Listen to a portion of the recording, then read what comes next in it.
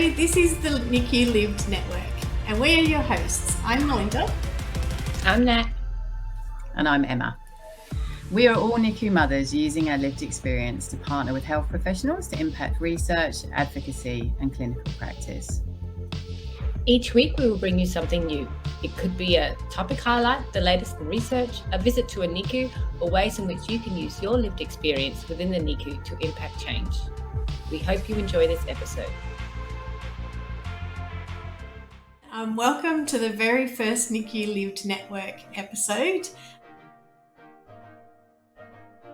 Today we're going to be talking a little bit about consumer reps. Specifically, what is a consumer rep? What kind of work does a consumer rep do? And what does being a consumer rep mean to us? Clinical trials refer to studies or trials done in humans. And I guess what we're talking about mothers and babies. But in fact, the evidence is that particularly when you're looking at what we call phase 3 trials, you're actually better off being in a phase 3 trial than just having usual care.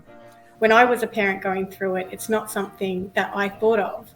And for me, I look back, and William, you and I have had this discussion before, that if I'd been approached at the time, I don't know whether I would have said yes, because research seems, as a parent trying to make that decision for your baby, it can be quite a scary process.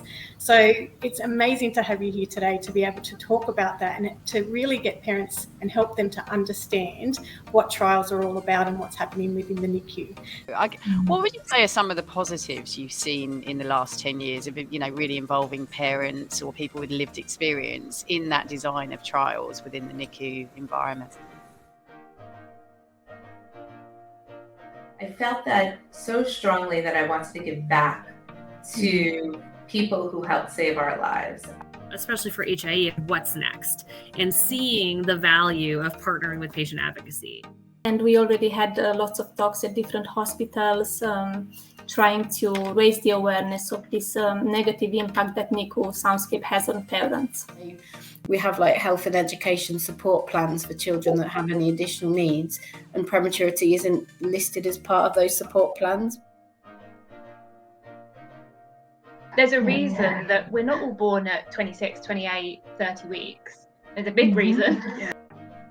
And I knew I was different, but I couldn't understand why.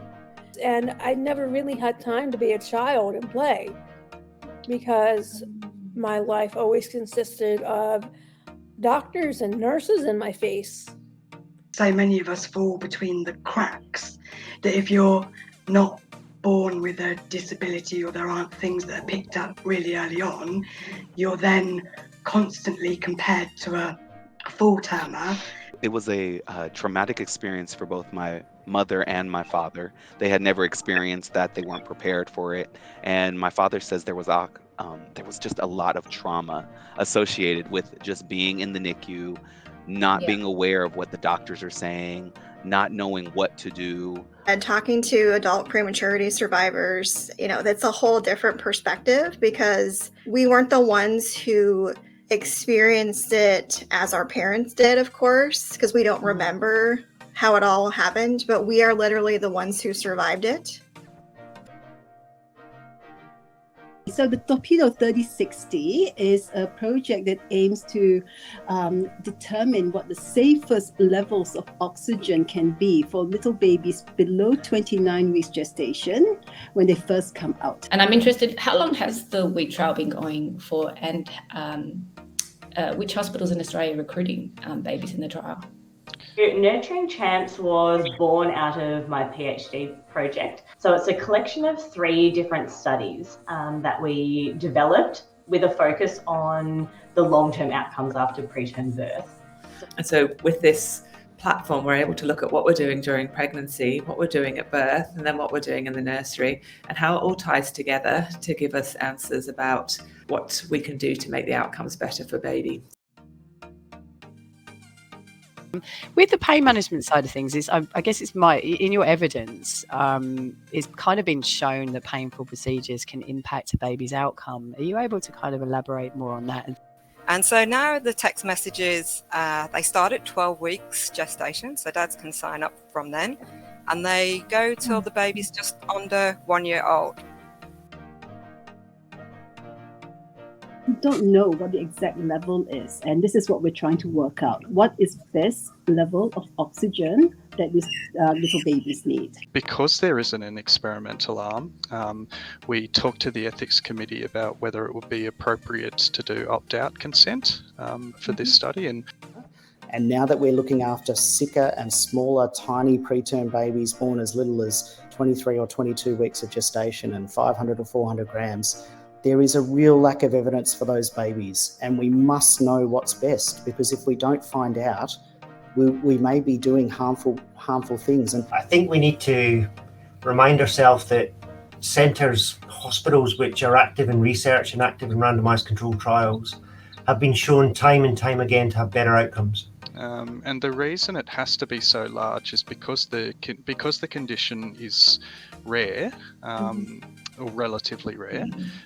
You need a large number of babies to be able to show any potential differences between the things that you're looking at. I've just presented 5 trials that had accumulated thousands of babies enrolled and mothers. And every single one of those babies or mothers enrolled was enrolled with a consent process where they said yes. And without those yeses, none of this happens. And we still keep doing our bad old practices without even knowing we're doing bad practices. And what we've become increasingly aware of is really the importance of having parents involved early in their design. Because what we want is the best thing for the family as a whole. And being selfish, it means that our recruitment is good as well. If parents find the trials that we're pitching to them sound like a really good idea. 3 opportunities today. One is the SUPRE trial, the platypus trial, and then the most premature babies survey. So these are ways that you as a parent or an adult that's been born prem can actually get involved and make a difference. Hi everyone, it's Nat and Mel here. Something a little bit different. We're actually in the same room together, or in the same space together, I should say.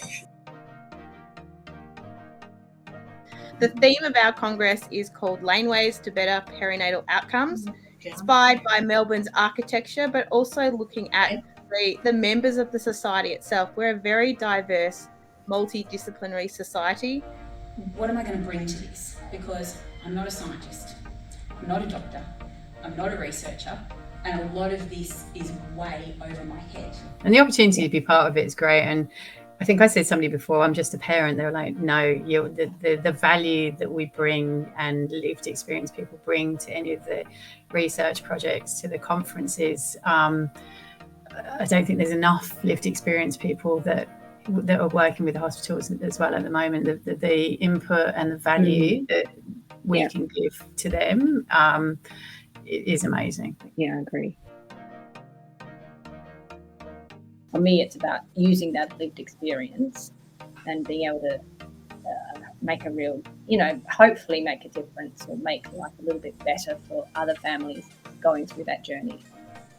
Good. I was explaining to my 8-year-old son, he was 27 weeks, around what I was doing, and he said, "That's really cool, mummy."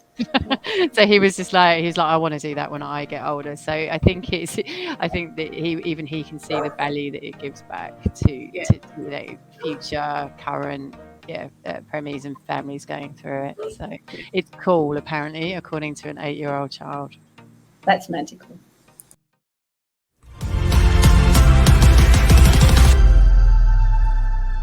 That's a wrap on another episode of the NICU Lived Network. Thanks for joining us today. To stay connected, please make sure you're following us on social media. And if you found value in this episode, please share, like, or comment. We'll see you on the next episode.